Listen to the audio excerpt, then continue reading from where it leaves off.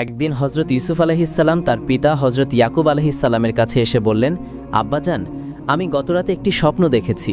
তখন হজরত ইয়াকুব আলাইহিসসালাম বললেন, হে আমার প্রিয় পুত্র, তুমি কি স্বপ্ন দেখেছ? হজরত ইউসুফ আলাইহিসসালাম আর্জ করলেন, আব্বাজান, আমি স্বপ্নে দেখেছি যে 11টি তারা, চাঁদ এবং সূর্য আমাকে সেজদা করছে।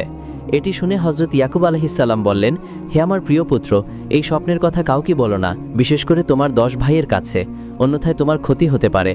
কিন্তু সেই 10 ভাইয়ের মধ্যে একজন এই কথাটি শুনে ফেলল এবং সঙ্গে সঙ্গে গিয়ে বাকি ভাইদের খবর দিল। আমার প্রিয় ভাইয়েরা, তোমরা কি জানো যে আব্বাজান শুধুমাত্র ইউসুফকে ভালোবাসেন? এইমাত্র আমি এর প্রমাণ পেয়েছি। ইউসুফ একটি স্বপ্ন দেখেছে আর আব্বাজান আমাদের সে সম্পর্কে জানতে নিষেধ করেছেন। এক ভাই বলল, তুমি একদম ঠিক বলছো ভাইজান, আব্বাজান শুধু ইউসুফকেই ভালোবাসেন। যদি এই ব্যাপারটা এভাবেই চলতে থাকে তবে আমরা কখনোই পিতার কাছাকাছি যেতে পারবো না। তখন সব ভাই মিলে পরামর্শ করল যে কোনো উপায়ে ইউসুফকে দূর কোনো দেশে পাঠিয়ে দেওয়া হোক বা তাকে হত্যা করা হোক। ঠিক সেই মুহূর্তে শয়তান ইবলিস সেখানে এলো এবং সেই 10 ভাইয়ের হৃদয়ে আরও হিংসা ও ঘৃণা ভরে দিল। এরপর সে সেখান থেকে চলে গেল। তখন তারা সবাই বলতে লাগলো, যদি আমরা ইউসুফকে হত্যা না করি তবে পিতার কাছে কখনোই যেতে পারবো না। পরের দিন 10 ভাই হজরত ইয়াকুব আলাইহিসসালামের কাছে এলেন এবং বললেন, আব্বাজান, আজ আমরা আমাদের ছোট ভাই ইউসুফকে সাথে নিয়ে খেলতে যেতে চাই।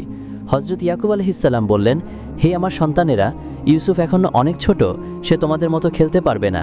ভালো হয় তোমরা চলে যাও আর ইউসুফ আমার কাছেই থাকুক। তখন ছেলেরা বলল, আব্বাজান, আপনি কি আমাদের ইউসুফের সাথে যেতে মানা করছেন? আপনি কি আমাদের বিশ্বাস করেন না? ছেলেদের এই কথা শুনে হজরত ইয়াকুব আলাইহিসসালাম বাধ্য হলেন এবং অনুমতি দিলেন। আসলে হজরত ইয়াকুব আলাইহিসসালাম স্বপ্নের সঠিক ব্যাখ্যা জানতেন এবং তিনি আগেই বুঝতে পেরেছিলেন যে হজরত ইউসুফ আলাইহিসসালাম একদিন নবী হবেন। পরের দিন সকালে 10 ভাই হজরত ইউসুফ আলাইহিসসালামকে সঙ্গে নিয়ে খেলার ছলে ঘর থেকে বের হলেন। তারা বেশ কিছুটা দূরত্ব অতিক্রম করার পর এক জায়গায় পৌঁছালো।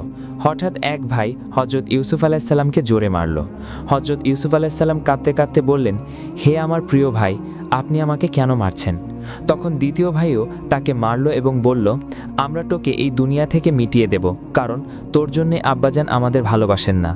এটি শুনে আরেক ভাই বলল, আমার মনে হয় ওকে হত্যা করার চেয়ে বরং সামনে যে কুয়োটা দেখা যাচ্ছে সেটার মধ্যে ফেলে দেওয়া ভালো হবে। হজরত ইউসুফ আলাইহিসসালাম কাঁদতে কাঁদতে অত্যন্ত নম্রতার সাথে বলতে লাগলেন, প্রিয় ভাইয়েরা, আপনারা আমার সাথে এমন ব্যবহার কেন করছেন? আমি আপনাদের কি ক্ষতি করেছি? যদি আমার বাবার একথা জানতে পারেন তবে তিনি কেঁদে কেঁদে পাগল হয়ে যাবেন। কিন্তু কোনো ভাই তার কথার মনোযোগ দিল না এবং তারা তাকে টেনে নিয়ে কুয়োর কাছে গেলেন। ঠিক সেই মুহূর্তে আল্লাহ রাব্বুল ইজ্জত হজরত জিব্রাইল আলাইহিসসালামকে আদেশ দিলেন, হে জিব্রাইল, তাড়াতাড়ি যাও, আমার প্রিয় বান্দা ইউসুফকে তার 10 ভাই কুয়োতে ফেলে দিতে চলেছে, তুমি তাকে রক্ষা করো। এদিকে 10 ভাই কোনো রকম দয়া ছাড়াই হজরত ইউসুফ আলাইহিসসালামকে কুয়োর মধ্যে ফেলে দিলেন। কিন্তু যেইমাত্র তিনি কুয়োর ভেতরে পড়তে লাগলেন, হজরত জিব্রাইল আলাইহিসসালাম একটি বড় পাথর নিয়ে সঙ্গে সঙ্গে কুয়োর ভেতরে পৌঁছালেন এবং বললেন, হে আল্লাহর নবী হজরত ইউসুফ আলাইহিসসালাম, আপনি পাথরের ওপর বসে পড়ুন, আপনার কোনো চিন্তা করার দরকার নেই। এভাবে আল্লাহ তাআলা হজরত জিব্রাইল আলাইহিসসালামের মাধ্যমে হজরত ইউসুফ আলাইহিসসালামকে রক্ষা করলেন। অন্যদিকে ভাইরা নিজেদের মধ্যে পরামর্শ করতে লাগলো যে আব্বাজানকে কি জবাব দেবে। তাদের মধ্যে একজন বলল, ওখানে দূরে ছাগল আর ভেড়া চড়ছে, একটিকে জবাই করে তার রক্ত ইউসুফের কুর্তার উপর লাগিয়ে দাও এবং আব্বাজানের কাছে গিয়ে বলো যে ইউসুফকে নেকড়ে খেয়ে ফেলেছে। সেই মতো তারা হজরত ইউসুফ আলাইহিসসালামের কুর্তার উপর রক্ত লাগিয়ে দিল এবং রাতের অন্ধকারে মিথ্যা চোখের জল ফেলতে ফেলতে হজরত ইয়াকুব আলাইহিসসালামের কাছে পৌঁছালো এবং বলল, আব্বাজান, খুব বড় ভুল হয়ে গেছে। হজরত ইয়াকুব আলাইহিসসালাম উদ্বেগ নিয়ে জিজ্ঞেস করলেন, কি হয়েছে? ছেলেরা বলল, আব্বাজান, আমরা সবাই ইউসুফকে নিয়ে খেলছিলাম, হঠাৎ জঙ্গল থেকে একটি নেকড়ে এসে ইউসুফের উপর হামলা করলো। আমরা তাকে বাঁচানোর পুরোপুরি চেষ্টা করলাম কিন্তু ব্যর্থ হলাম। এটি শুনে হজরত ইয়াকুব আলাইহিসসালাম বললেন, আমি তোমাদের কথা মোটেও বিশ্বাস করি না। আমার মন বলছে যে ইউসুফকে নেকড়ে খেতে পারে না, তোমরা মিথ্যা বলছো। তখন এক ছেলে রক্তমাখা কুর্তা দেখালো এবং বলল, আব্বাজান, এই দেখুন, এটা তার প্রমাণ। হজরত ইয়াকুব আলাইহিসসালাম সেই কুর্তা দেখে বললেন, এটা তো কোনো ছাগল বা ভেড়ার রক্ত, তোমরা আমার সাথে মিথ্যা বলছো। তখন এক ছেলে বলল, আব্বাজান, আমরা জানতাম যে আপনি আমাদের বিশ্বাস করবেন না, কারণ আপনি সবসময় ইউসুফকেই ভালোবাসেন, আমাদের সব কথা আপনার কাছে মিথ্যা মনে হয়। হজরত ইয়াকুব আলাইহিসসালাম বললেন, নেকড়ে ইউসুফকে খেয়ে ফেলল অথচ তার কুর্তার কোনো ক্ষতি করল না। যদি তোমরা সত্য বলছো তবে সেই নেকড়েটাকে নিয়ে এসো যে ইউসুফকে খেয়েছে। পরের দিন ইউসুফের ভাইয়েরা জঙ্গলে নেকড়ে খুঁজতে লাগলো। কিছু সময় পর তাদের চোখে একটি নেকড়ে পড়ল।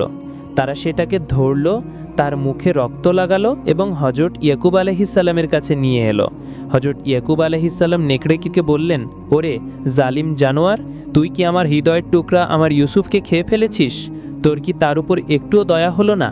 তখন আল্লাহর আদেশে নেকড়েটি কথা বলে উঠল এবং বলল, হে আল্লাহর নবী হজরত ইয়াকুব আলাইহিসসালাম, আমি আল্লাহর কসম খেয়ে বলছি যে আমি আপনার ইউসুফকে খাইনি, কারণ নবী রাসূল, নেক এবং আল্লাহওয়ালা বুজুর্গদের গোশত আমাদের জন্য আল্লাহ হারাম করে দিয়েছেন।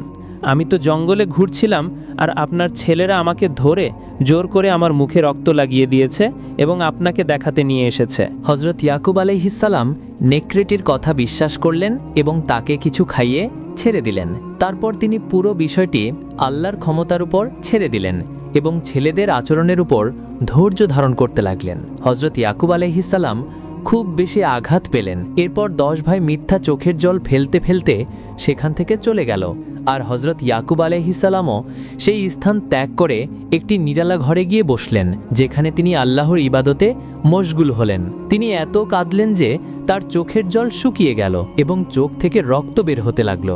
অবশেষে তিনি দৃষ্টিশক্তি থেকে বঞ্চিত হলেন। কয়েকদিন পর যখন হজরত ইয়াকুব আলাইহিসসালাম আল্লাহর ইবাদতে মগ্ন ছিলেন, ঠিক সেই সময়ে হজরত জিব্রাইল আলাইহিসসালাম এলেন। হজরত ইয়াকুব আলাইহিসসালাম জিজ্ঞাসা করলেন, আপনি কি আমাকে বলতে পারেন যে আমার হৃদয়ের টুকরা আমার ইউসুফ কোথায় আছে? আমি তাকে কোথায় খুঁজব? ঠিক সেই মুহূর্তে আল্লাহ তাআলার পক্ষ থেকে একটি ওহী নাজিল হলো, হে ইয়াকুব, যার কাছে তুমি সবার জীবন ও মৃত্যুর তকদির ছেড়ে দিয়েছ, তারই কাছে জিজ্ঞাসা করো। এটি শুনে হজরত ইয়াকুব আলাইহিসসালাম নিজের ভুল বুঝতে পারলেন এবং আল্লাহ তাআলার দরবারে দোয়া করতে লাগলেন, হে আল্লাহ, তুমি রহমান ও রহিম, তুমি অত্যন্ত মেহেরবান এবং করুণাময়। আমি না জেনে ভুল করেছি, আমাকে মাফ করে দাও এবং আমার উপর তোমার করুণা বর্ষণ করো। তারপর তিনি হজরত জিব্রাইল আলাইহিসসালামকে বললেন, আপনি কি হজরত আজরাইল আলাইহিসসালামের কাছে জানতে পারেন যে আমার ইউসুফ কেমন আছে? সেই মতো হজরত জিব্রাইল আলাইহিসসালাম হজরত আজরাইল আলাইহিসসালামের কাছে গেলেন এবং জিজ্ঞাসা করলেন, আপনি কি বলতে পারেন যে হজরত ইউসুফ আলাইহিসসালাম কোথায় আছেন? হজরত আজরাইল আলাইহিসসালাম জবাব দিলেন, হজরত ইউসুফ আলাইহিসসালাম ভালো আছেন, আল্লাহ তাআলা তাকে হেফাজতে রেখেছেন। এদিকে হজরত ইয়াকুব আলাইহিসসালাম হজরত ইউসুফ আলাইহিসসালামের বিরহে অনবরত কাঁদতে থাকলেন এবং আল্লাহর দরবারে দোয়া করতে থাকলেন, হে আল্লাহ, তুমি রহমান ও রহিম, তুমি অত্যন্ত মেহেরবান। আমার হৃদয়ের টুকরা ইউসুফকে তুমি তোমার হেফাজতে রাখো। 2 দিন পর একটি কাফেলা মিশরের দিকে যাচ্ছিল। পথে কাফেলার লোকেরা একটি কুয়ো দেখতে পেল। তাদের মধ্যে কয়েকজন পানি তোলার জন্য সেই কুয়োর কাছে এলো এবং যখন তারা পানি তোলার জন্য একটি ডাল কুয়োর মধ্যে ফেলল, ঠিক সেই মুহূর্তে আল্লাহ রাব্বুল ইজ্জত হজরত জিব্রাইল আলাইহিসসালামকে আবারও আদেশ দিলেন, হে জিব্রাইল, তাড়াতাড়ি যাও, আমার বন্ধু ইউসুফ আলাইহিসসালামের সাহায্য করো। আল্লাহর আদেশ পাওয়া মাত্রই হজরত জিব্রাইল আলাইহিসসালাম হজরত ইউসুফ আলাইহিসসালামের কাছে পৌঁছালেন এবং বললেন, আপনাকে চিন্তিত হবার কোনো দরকার নেই, আপনি এই ডালের উপর বসে পড়ুন।